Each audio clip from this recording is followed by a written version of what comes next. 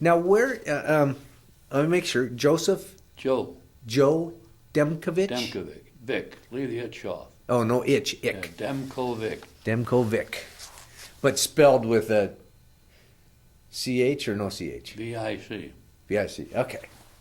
And you in World War II, you were in which branch of the service?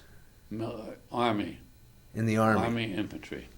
How did you get in the Army? Did you enlist or? No, I was drafted. I didn't run away to Canada. Where did you? How old? Do you remember how old you were when? 18. When I was 18, then I got my draft notice. Was that after Pearl Harbor or before Pearl Harbor? What would have been? It would have been March 28th was my birthday, and that's when I turned 18. Oh, okay. So that would have been before Pearl or after Pearl Harbor. Yeah. So where did you end up in the service? Where did they station you for? Well, after I reported into what we back in Pennsylvania they call it Indian Town. Yap was where all the recruits would report to. What was that like? Well, it was the usual. Go in, get your hair cut. What's your name, soldier? I wasn't a soldier. What's your name? Demkovic. How the hell do you spell that? So I'd have to spell it every time. Was it as a young kid? Because I mean, 18. You're just out of high school. You're a high school kid, basically. Just I didn't ever have the opportunity to go to high school. I went grade school, and of course they shipped us down to from there in Pennsylvania. Shipped us down to Camp Croft, South Carolina, for basic training. You talk about clay and heat. And surprisingly, at the time, of course, all the training, they were leaning toward training us like we were going to be going fighting the Japs or something. They never said that, but that was all the type of training we were given, that jiu-jitsu stuff and all that. But we ended up going over to the European theater of operation. For my 8 weeks basic training in Camp Croft, then I had a 8-day delay en route furlough, and then I'd report back to Camp Patrick Henry, Virginia, and there they loaded us on the Little Liberty ship, which is nothing more than a big cork. And we headed out. Nobody knew where we were going. Nobody. So we're on our way, but then the rumors fly one day that there was a submarine on our tail, and we didn't like that at all. So we got, okay, no submarine. We finally landed, got over there and landed or docked at Casablanca, Africa there. From there they were trucked out into the desert someplace where they had tents set up. That was the receiving station. Talk about sand and everything. And we didn't stay there too long. It's more training. 10-mile hike, full field pack every evening. 10-mile out and of course back. And the last couple distances was full field pack and run. That damn thing bounce up and down on you. Do you remember what was in your field pack? What type of stuff you had in it? A couple cans of sea rations. And you shovel to dig a hole when you got into combat. Finally, they loaded us on one of these little French narrow gauge rail cars, and we ended up, from there, Casablanca, we ended in Oran, Africa. Well, it may be hot in the desert in the daytime, but at night it gets cold. And that seemed to me like it was a cattle car, like we were all cattle in that thing.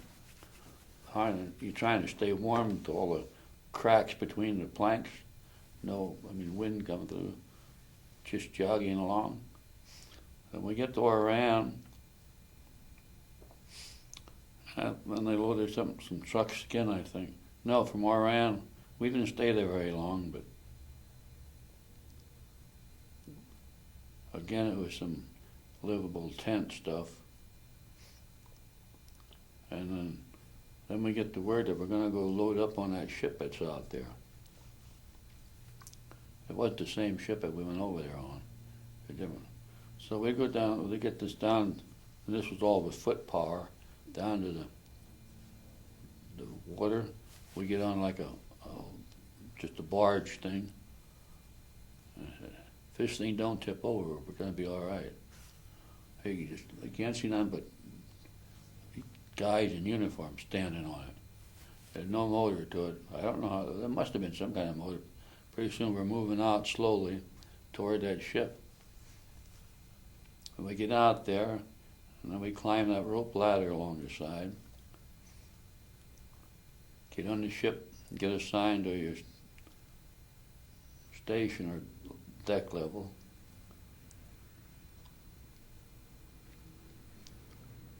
I tell you, that reminds me now when I talk about that. When we went, when the Liberty ship that we left the States in, what I said was like a big cork. I believe I think my station then was down in the last damn deck of the ship, down the hole.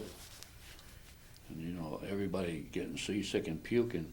Things weren't smelling very good. And so you weren't eating very good either. And at some point the seas get pretty rough, and that old ship was bobbing and rocking sideways.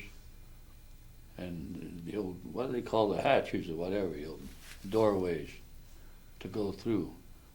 One door would be open and slam bam, and you had to go through real quick because the door came back shut and slammed bammed again. Heavy door, I wouldn't want to get caught in it.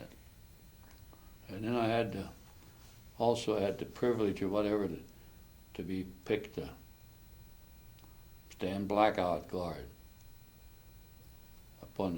up on the deck. I'm up there and I find something to hang on to, and I'm like making love to it. Not really, but I mean to hold on tight. And I tell you, I know it's dark, but they don't want no light showing because of the submarines in that area. They don't want nobody out on deck smoking or nothing. Oh. That old ship's rolling over one way and then the other, and I see big swells of water coming at me. I said, oh, hell, they're going to drop right in on us. But they did, unfortunately. The ship come up and righted itself.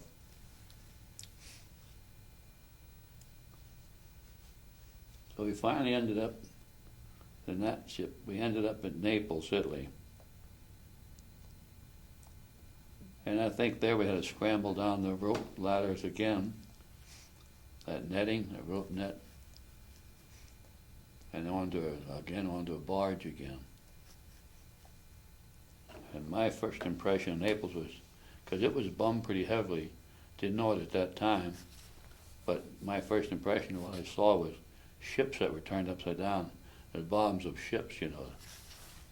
That's a spooky feeling, thinking about, wondering how many bodies are in there. And we had to do our best to walk across the bottom of those ships to get to the shore.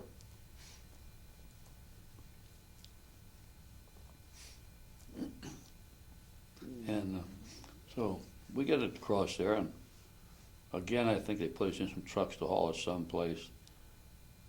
But before we don't get off the trucks, we had some walking to do. In that Italian goo mud, you know, every step you take, you get taller. And the area we're walking through was like, it looked like it was not really, but it looked like it might have been some kind of an orchard at one time. And it was all bummed, like skeleton trees standing there. And way, way off we could hear the boom or rumble of firing. So we end up in some little patch of woods like, where they issued us our division patch. They give us a division patch and here, sew this on. Where do you want it? Well, right there on your left arm. How far up or down? Well, don't make it difference, just so it's identified so it can be seen. So fortunately, at that time, I had a little sewing kit that I either bought earlier back in basic training or something. So I do my damnedest to stitch that on the overcoat that they had issued us. After you get that on, then they say, okay, take your overcoats off. Take the overcoats off, and they turn them in. After the patches on, give us a regular field jacket, and that was our winter. That was our winter gear: summer pants, summer shirt, summer underwear, and that field jacket was not much for cold, warmth. And had the old, remember anything about the canvas leggings? No, Yeah, instead of having high top shoes, you had canvas leggings to lace on. And we were told back in basic training, if you ever get them wet, they shrink, get too tight on your legs. So, okay. Now I got my field jacket, and off we go. Walk some more. Next thing you know, we're getting ready to cross a river. Not on a bridge. I mean, it's just through the water. That is that Volturno River that runs past the town of Casino. Anyway, before we get there, this war sound is getting closer and closer, it sounds like. Louder and louder. So, yeah. Get to the river's edge. Okay, we're going to cross it. But, okay, that sounds fine, but why are them people over there shooting at us? The Germans were on the other side. So we get in the water and they're shooting at us. Fortunately, I didn't get hit there. But in all this, I ducked down under the water to keep from getting hit because I knew the bullets wouldn't go very far in the water. So we finally get to the other side. Amongst all the noise level. And we don't stay there very long. Okay, we're heading up the hill. Okay, so we start up. Before we start up, the whole damn hillside like it exploded. Now I know that it was a bunch of artillery that they threw in there, our side, to soften up because the Germans were hid out behind every damn rock up there. We didn't know that at the time until we started up. Well, that was the hill that was to take us up at Mount Casino.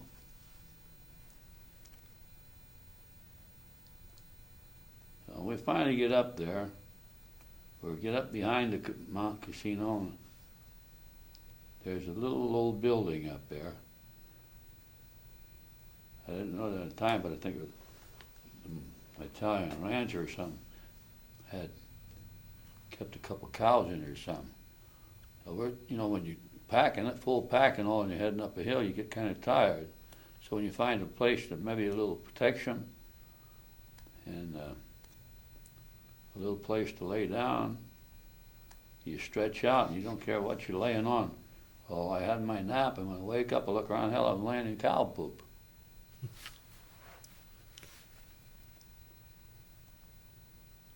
And then we were assigned our positions where we were going to stand to hold our positions, whatever.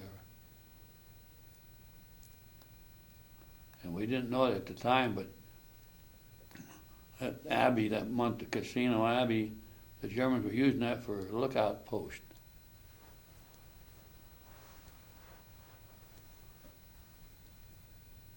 And then they didn't have no trees over there, so it was like a fence line, all made out of rock.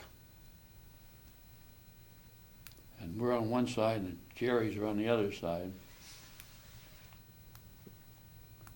So we throw out some grenades every once in a while, hoping that we'll hit something or somebody. And next thing you know, they hear the grenades come back. Them Germans had picked them up and threw them back. And then they started throwing their grenades over. So we picked theirs up quick as hell and throw it fast. None of us fortunately got injured from that.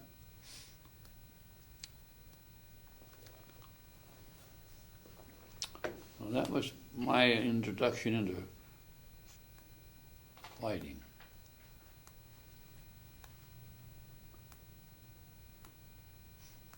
And try to dig a foxhole, you couldn't because everything over there is rock. Like I mentioned, they used the rocks to build this fence line or border line, whatever it is. So my little buddy, which I've been trying to locate for a year or so now, he lives in Philadelphia. He did live in Philadelphia. Archie Beard. He was a short guy compared to me. And we're digging and banging, making noise, digging, trying to dig through rock. And he said, Joe, if you weren't so damn tall, we'd be done with this hole a long time ago. I said, that's probably so, but if you weren't so short, you wouldn't have to worry about it. So he was kind of my buddy through that era.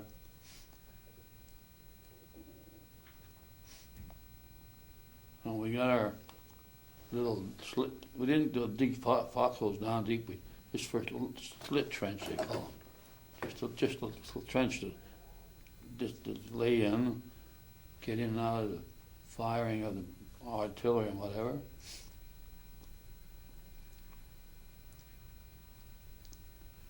And started snowing, so we took one of our shelter heads between his and mine, and we kind of stretched it out and held it in place with put some rocks on the corners. And it was snowing, so we thought, well, we're going to lay down and get us some nap for the night. And unfortunately, the snow turned to rain during the night. So when we woke up, we were laying in water.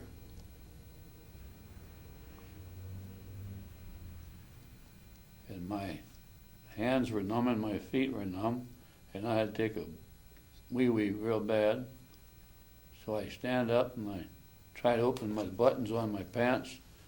Forget it, I couldn't do nothing with my hands. So I just had to get a thumb in my pants, fly there, and just do my best to pop the buttons off, rip them off. I wasn't worrying about sewing buttons back on again.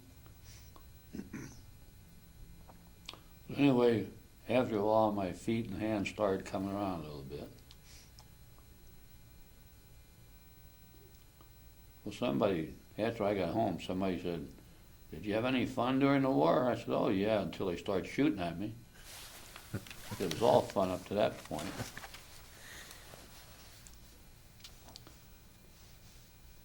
Well, anyway, we was up there. We could see the Abbey, the casino, Monte Casino.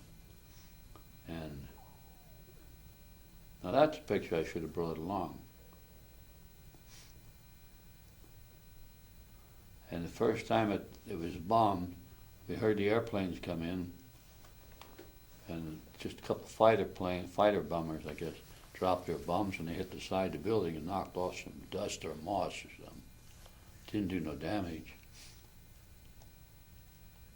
That came later. At some point there in time after that, when we got the order to gather up all your gear, we're heading down the hill. Boy, that sounded good. And as we were walking or hiking down the hill, and we heard a bunch more airplanes. Big whole bunch of bombers came over. That's when they really bombed that Abbey. And then they demolished it, but they did just make more hiding places for the Germans to hole up in. So we got back. They did relieve us with the Polish outfit up there, and we headed back. We got back down with 40 men out of the whole company. I don't remember how many, it was about like 200 in the company.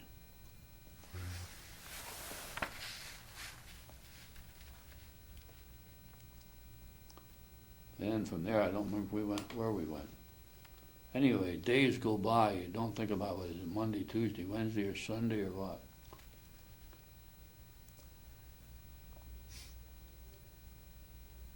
But then I think one of the holidays came along, maybe like Thanksgiving or something. And all of a sudden we were going to have hot chow that day. That was packed out there, driven out by truck or something. Anyway, it tasted mighty fine after eating on your cold rations. No place to heat it. And then I was put on another detail to go down the hill because the Italians, they used to they'd lead the pack mules to bring supplies up. But the son of a guns would only come so far. So they'd dump the stuff off, unload their mules, and we had to go down and pick up 5 gallons of gas and 5 gallons of water. So we went down and each grabbed a can. He told me, that stuff's heavy when you're a kid, you know. So we finally get that pack add up, let the Italians cowardly head down the hill.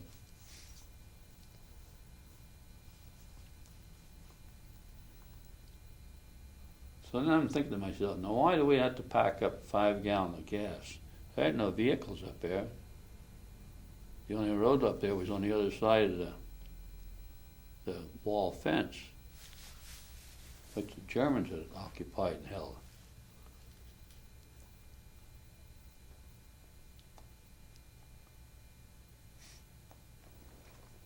Yeah, it was fun, all right.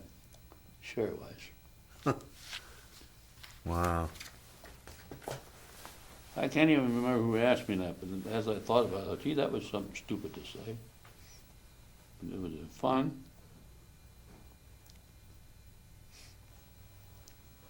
The only fun I had, and somehow or other we ended up from that area, then back into walking into Rome on the fallen railroad tracks. The fighting, I think, was all done in Rome by that time. We were walking into Rome, and I come up with an ingrown toenail on my right foot. We got the medic. So I sat down. I said, I can't take another step. The medic come along, took my shoe and sock off. There was my toe just bleeding like crazy. So they put me in an ambulance from that point, hauled me to some field station.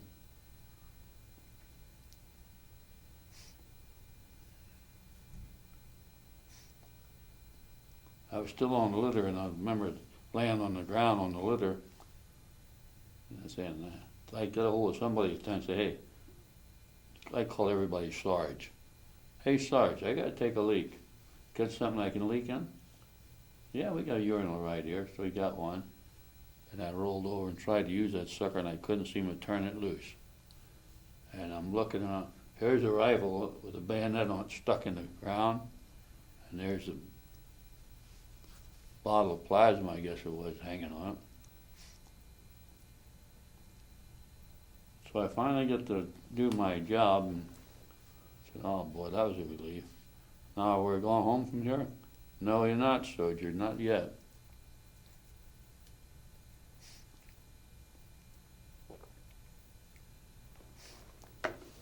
So anyway, it seemed like it was a day or a couple of days. You say time is just, it was time for him to check on my ingrown nail again. So there's the doctor, ward boy, whatever, with a pair of tweezers, gets a hold of some gauze, which had been all Vaseline, I think.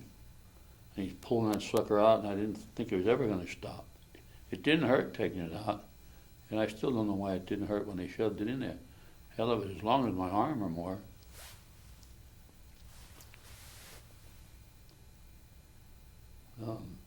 Got that taken care of. And then we ended up somehow or other in Rome, and we got in this building, or we're in this building, assigned it. They had cots already set up. They issued us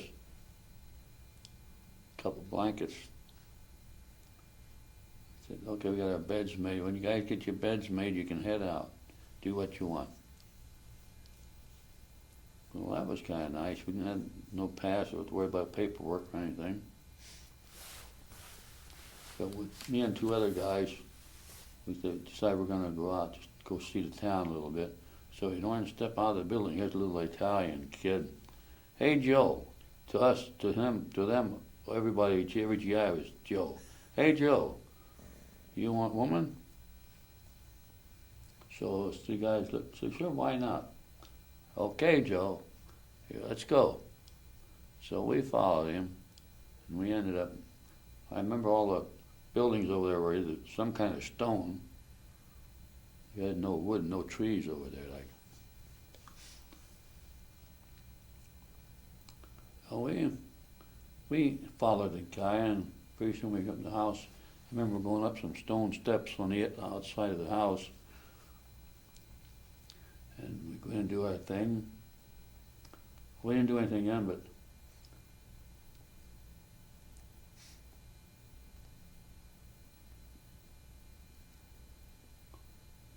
got to spend the night with this one gal, 17 lira, which at that time would have been $17. That was a hell of a good price for a whole night.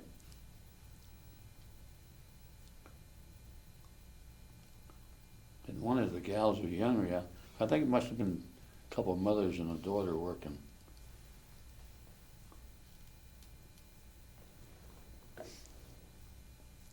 Well, they had to live too, so they had to earn their money some way or other.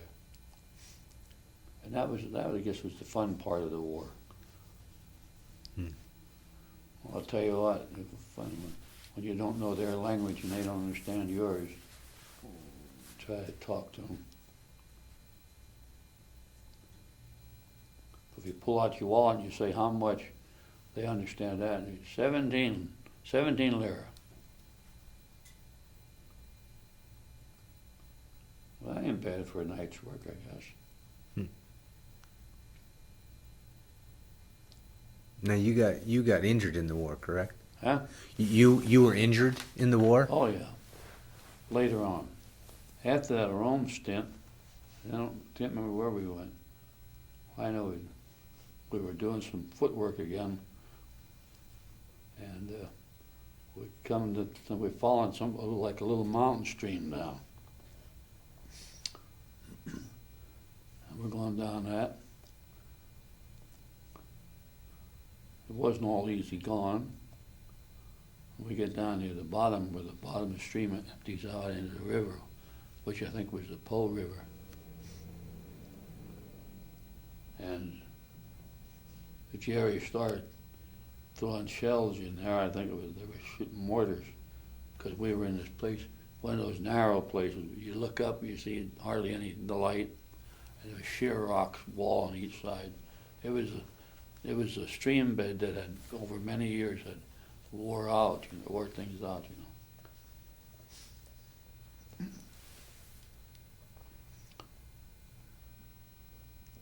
So I was shelling, and my sergeant says, "Hey, Demkovic." "Yes, sir." "Get your machine gun up on the hillside there." "Okay." So I said, "Come on, boys." So up we go. Well, I was able to get around that sheer rock cliff, and we went up on the hillside, picked a good position. Didn't see nobody back to fire at though. So I come back down off of there. Sergeant said, "What's the matter?" I said, "Well, there's nothing to shoot at up there." "Okay." So I'm standing down there, and all of a sudden I hear a thump like, and I think at that time it was my right heel. So that mortar shell that had been dropped in there was either a piece of the mortar shell or a piece of rock.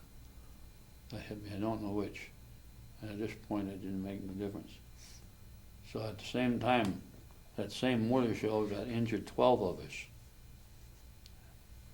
And most of that 12 was able to walk back up the way we came in to get out of there. But not me. I got hit across the left foot and the right heel.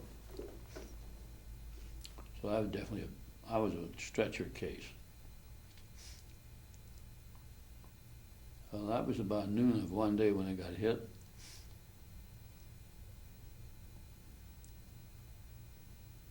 And later on, when it started getting dark, and we started hearing people on this left side, hillside. Hey Joe, hey Joe. I was just the Germans. That was their way of trying to find out where we were at. Well, the next noon, here comes some couple of Italian prisoners of war carrying litters. They had to take us down a little further down the creek, under where it flattens out to get to the river. And as soon as we get out in that flat area, the Germans started shelling us again. And then my Italians dropped the litter and they took off for shelter. And I'm laying there, not as scared. I didn't know that he'd get so damn scared. I'm laying on the litter there, can't get up and walk because of my feet being all shot to hell. And during the night during the night I said about these 12 guys got hit.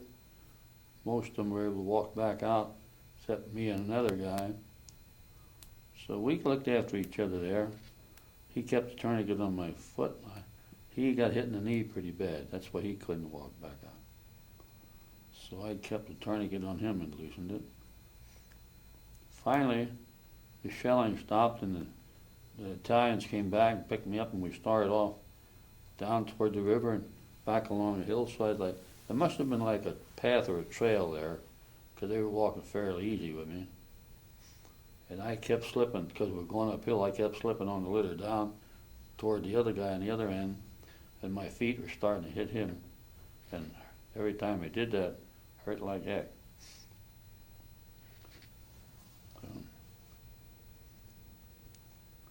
We finally get up, but before we get to the very top up there was some shooting going across. There were some German tanks were shooting across. Not trying to hit us, I don't think, just they were shooting. And on the top on our side, then there was an aid station. And that's when they started looking after me a little bit.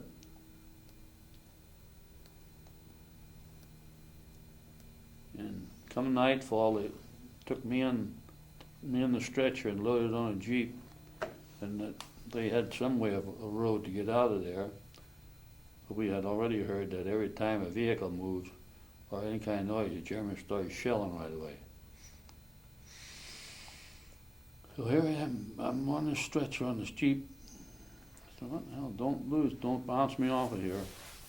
Oh, you'll stay. Okay. So sure enough, it was true. As soon as they heard the Jeep start running, they started shelling. Didn't matter day or night, they had every target picked out.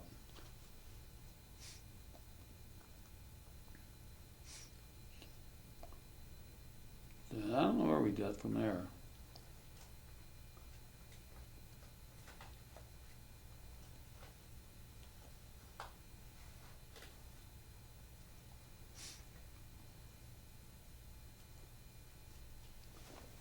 So then after that, I don't remember how we got back to Florence, into the hospital there, Florence, Italy.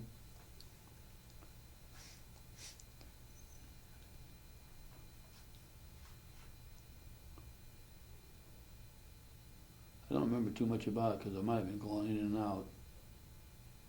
But I remember laying in an army cot, waking up, a couple nurses around.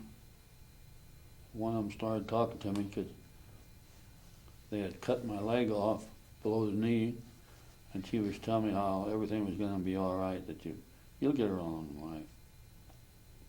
I said, okay. I said, up to that point, I was an active individual. I was a little farm boy, born and raised on a farm. So I was never thinking about going back to the farm, but and then they came and said, well, we're gonna take you from here to Naples. We're gonna fly you down to Naples and load up on the ship there to go home. Well, guess what? It was too foggy to fly. So you load this one old army hammock, like a big old metal box on wheels. And it was not soft riding, so driving all the way from Florence to Naples. And they did get us loaded on the ship there and head out. And we were coming back across the big old Atlantic Ocean again when we got word that President FDR had died. Well, we felt pretty sad about that. And then one day, it was pretty nice. So the ward boys, whoever they were, and what I don't know what their position was, they wanted to know if any of us wanted to go out on the deck because it was sunny outside. I said, sure. I can't walk, but can you carry me out? Oh yeah, we'll get you out there. So I get out on the deck, and oh, that's fresh air and sunshine, and no boom boom of guns. Sure neat. No one ever heading home to the States.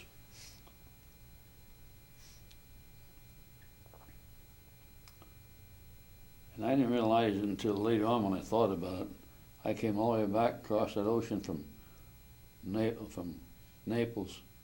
I came back with my head, I was backwards. I was going head first toward the States.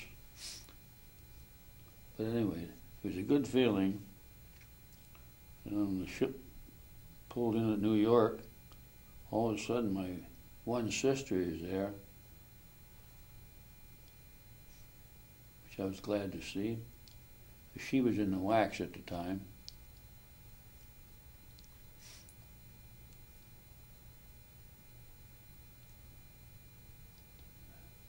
Yeah, I can't remember where we stayed there, but they gave us a choice of going one or two places. Either Atlantic City, New Jersey. I can't remember what the other place was. The other hospital with amputees, where they handled amputees. So they were, I'll pick Atlantic City, and because that's closer to Pennsylvania. Thomas M. England General Hospital. It was a hospital that the military took over a couple hotels for it to make it a hospital. Just right off the boardwalk there in Atlantic City. So that's where I ended up, and it just felt so good to be out of that war business. But up to at that point, yet any sharp noises had me I'd be jumping, scared, and nervous.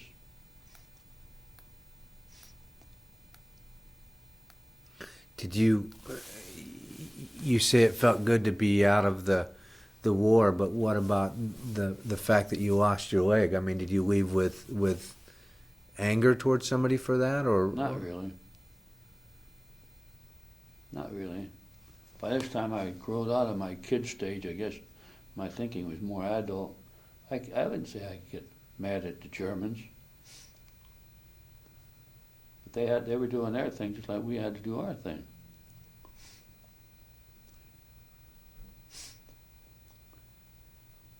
And they had a limb shop right there in the one. There was three buildings that made up the hospital, and they had a limb shop in the one that they ended up putting me in. Made a limb for me, teaching me to walk, that kind of stuff. Nurses. When they started wearing that limb, it hurt like hell. And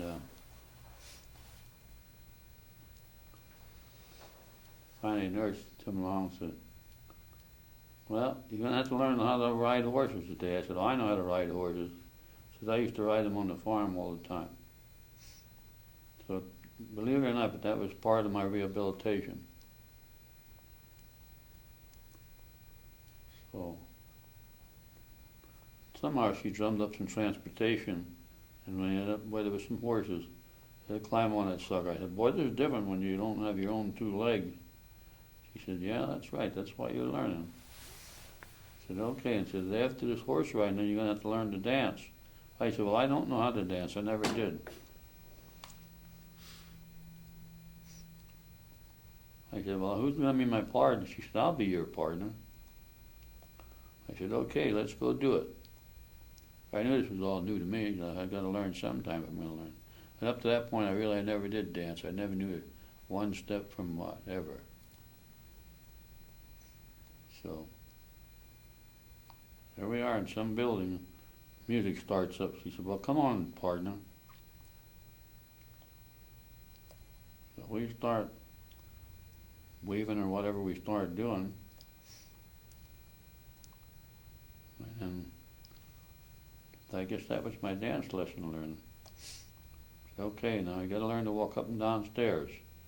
So she was right with me. Teaching how am I going to walk up and down stairs with this artificial limb?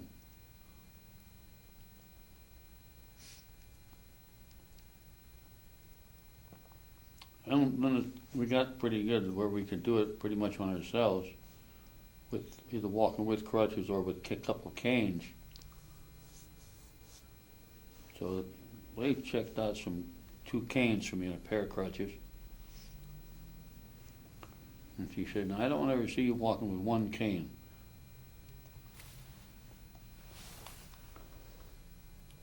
So one time, me and one of my other guys that I got acquainted with there in the hospital, we said, how about us go on the boardwalk and take a walk and see what's out there? So we did, and I had my canes, and just who we ran into, this nurse. She come by and she said, you come in my office in the morning and pick these up. You don't need them right now. So I did, and I got chewed again when I was down in her office the next morning.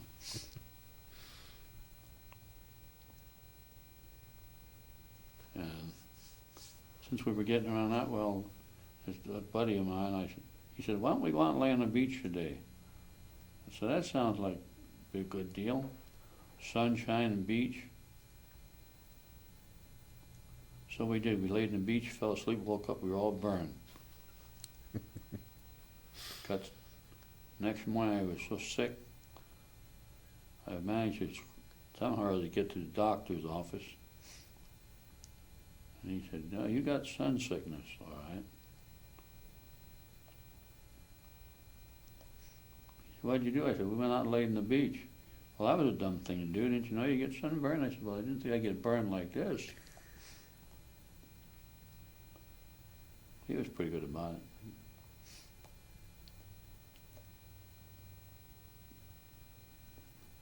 So he said, what you ought to do, he says, why don't you put in for some leave and go home for a while? I said, okay, as soon as I get feeling better, I'll take some leave. That's what I did. Made arrangements to get from there from Atlantic City to Philadelphia, a little old milk train, stopped at every damn crossing. I finally ended up in Philadelphia, which is not too far from Reading, where I was living at the time.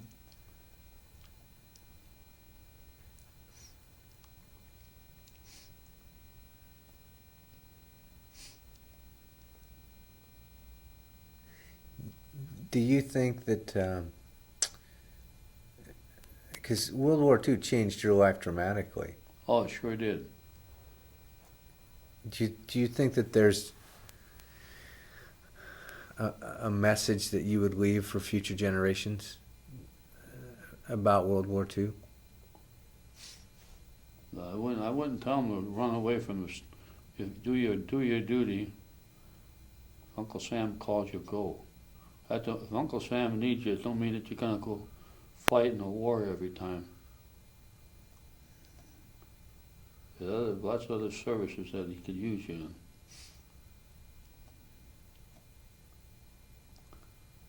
But I'd say to these young guys that be a man and go be a man and go help Uncle Sam out. Not these guys, these run off to Canada to get away from things, or these college rioters. Get your heads on straight, keep thinking straight. Are you proud of your service? Huh? Are you proud of the service that you did? Oh, yes. Yeah. You don't seem to hold an animosity. I really don't, no. I really don't. Maybe I'm just a different guy or something, but I'll tell you what, it makes a young fellow grow up real quick. I don't mean the war, but I mean even the basic training, where you have to learn together to work together as a team.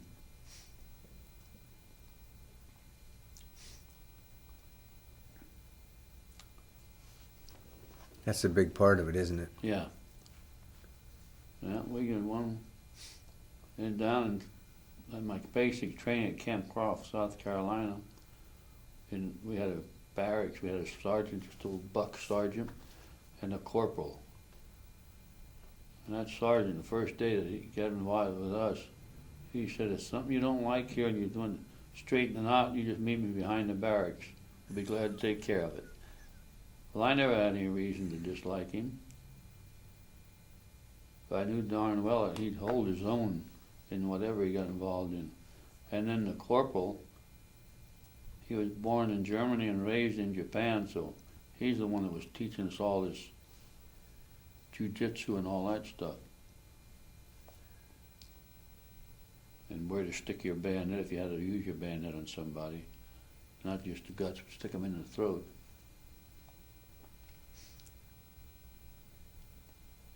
Yeah, he knew his stuff too. He said, one day the training was, okay, put your bayonet on. Now I'm going to tell you, I want you to come with your bayonet, come at me like you're going to stick me with it, play for real. So I did. I'm running like hell at him with with my bayonet on my rifle I was issued. Next thing you know, I'm flying through the damn air. He said, well, now let's see how easy this was. I said, yeah, it was bad till I landed. What it was I was running toward him because he's thinking, I'm not picking on you guys. I'm trying to teach in case it happens wherever you go. If somebody's coming at you with a bayonet, all you got to do is sidestep a little bit, push that rifle down so the bayonet gets in the ground, and with all the momentum of the guy running, he's just going to go. I got it worked. I said, sure did work.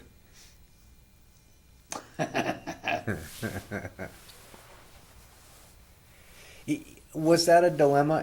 Because here you are, an 18, 19-year-old kid sent over to a casino, and he talked about going across these ships that were sunk and turned upside down and wondering, how many lives had been lost. Yeah. Do you get in a survival mode at that point and say... I think so. Whatever it takes? Yeah. Well, we used to hear that you could, even with your steel helmet you had on, you could even dig a hole with that if you had to. And it was true, you could dig pretty good with it. Because when I was talking about the river that we crossed, finally the Germans got out of there, and then they started throwing some shell fire, I remember that. I couldn't reach my damn shovel in my backpack, and I didn't want to take it off. So I just took my helmet, and I started scraping dirt. It really does work. You want to survive, yes. Now, you had to be just freezing. I mean, that you talked about the river you went through, and... Yeah, it was cold and wet. And like I say, with them leggings, that's true, but when they get wet, they'll shrink on you, cut off your circulation. And they did. The one question I never thought about asking anybody is did you have any extra clothes with you? No, just what you had on your body. That's all I had. And one full army blanket. How long do you think you wore that one set of clothing? Well, I think I had that on until we got that session in Rome. I think in that area they had these, take some of the, like you got these 18-wheelers, the big box trailers. They had some showers in those, fixed up in those.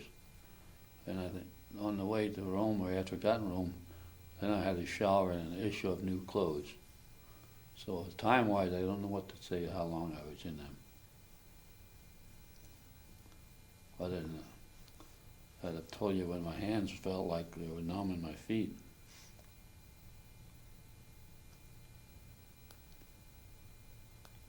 Are you,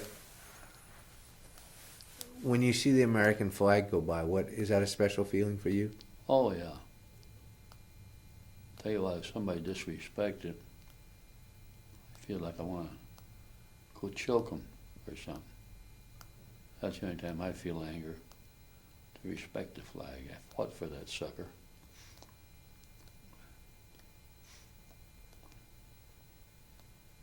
Do you think the younger generations understand what you did for us? I'd like to think so.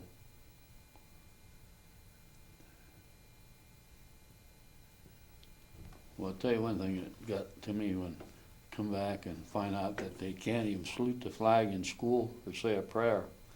Hell, that's what this country was founded on. Some Yale politician or something comes along and makes changes. If I was physically fit and they wanted me or needed me, I'd gladly go back and fight for this country again.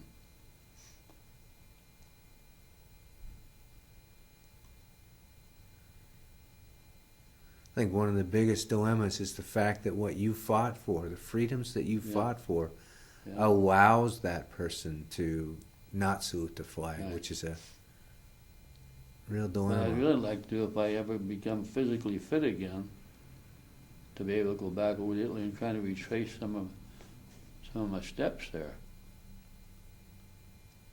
Not necessarily in Rome for the females, but I'd like to find that place where I got hit down that creek I was talking about. We went down. Under a little better circumstances, though. Yeah. Maybe have somebody drive you rather than hike so much, huh? Yeah. Well, I was all right till I come up with a stroke, and kind of killed my left side, my left leg and my left arm. I got my right works good. So far, but I sure count on it a lot. And my right leg and my right arm. Well, you seem to have a pretty positive outlook on life. Well, one other thing I forgot to mention, on the ship we were coming back on to the States, I said an FDR, but that passed away. They said, somebody want any milk? Somebody want any bread? Oh, yeah, sure. We didn't have no milk or bread up there in the hills, so sure, we'll have some. And boy, that bread tasted just like cake to me. And milk, my goodness gracious, that was wonderful. How did you guys, I talked to some prisoners of war about how they passed time. I mean, in the fact that you had so much time to deal with and what they talked about. Now they, at Lufta 113, talked about food. What were things that you guys talked about that helped you get through the day? Or did you even have time to? Well, I don't think there was much of that, really. Much time just sit around and BS, you mean? No, not really. Sitting in a foxhole? Are you by yourself in a foxhole? Yeah, me and my little short friend. We'd squeeze in there. Do you build a friendship, or do you try to not build friendships because you don't know? Well, you don't know really how long you're going to be around, or you just sort of get acquainted with somebody and kind of friendship develops. Like this little short fellow, my Archie Beard I was telling you about. And we've been trying to locate him. I have no idea where he may have passed. I know he didn't get killed or anything over there. Do you use the internet? Are you an internet person?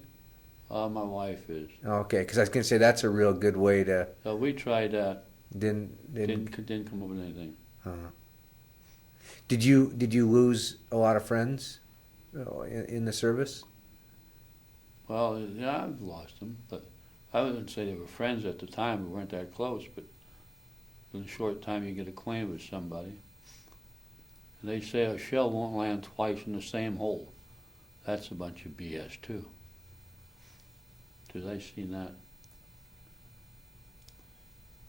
One of the, what you talking about, friends, one of the guys in the company that I was fairly well acquainted with, he was starting shells, and he wanted to go find a place to hide a little bit, so he jumped into this one shell hole. It wasn't too damn long he was in there, here comes another shell in and blew him all to pieces.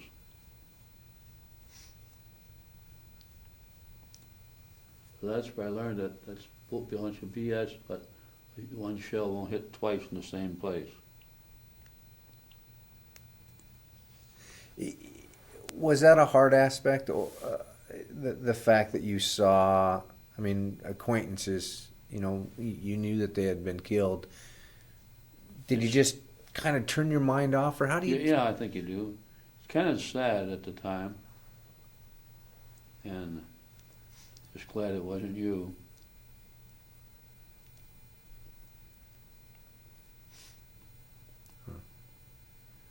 Well, thank you very much. How are we doing on time? All right. We did real good. Okay. Piece. Well, not quite one piece, but I'm not laying over there in pieces. Did you have contact with your family while you were over there? Did you write letters, or Yeah. to your mom? Remember the old what they call V-mail?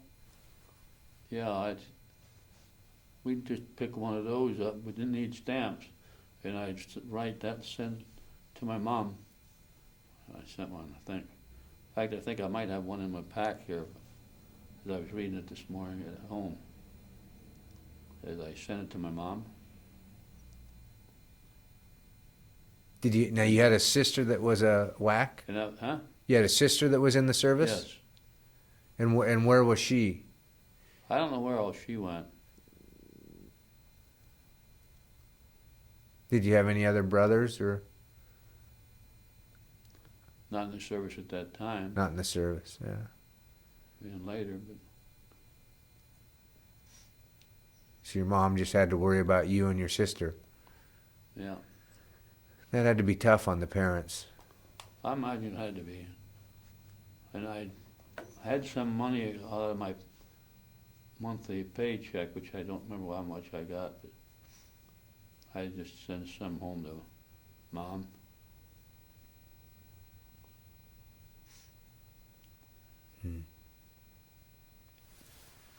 Thank you, Roger. You're still here, huh? Would you dig that plastic bag out of my pack back here?